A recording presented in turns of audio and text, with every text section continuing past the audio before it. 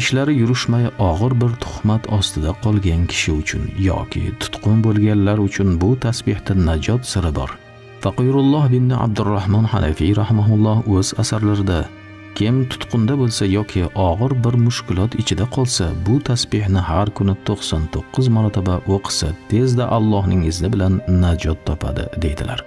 Ba'zilar sehrgarlar qo'lida tutqun bo'lib qoladi. Uning zulmi ostidan hech chiqib keta olmaydilar. Ba'zan chet ellarda ajnabiy ayollar tomonidan sehrlanib, tutqun qilingan kishilarning yaqinlari ularni bu hibsdan qutqarish niyatiga o'qisa ham bo'ladi. O'zlari o'qisalar nur ustiga a'lo nur bo'ladi. O'qish tartibi bu: tahorat, 2 rakat nafl namozi, 7 marotaba salovat.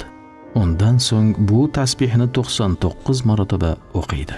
Allohning izni bilan tutqundan, zulmdan, turli xil balo ofatlardan, tangliklardan chiqadi. Bu sinalgan.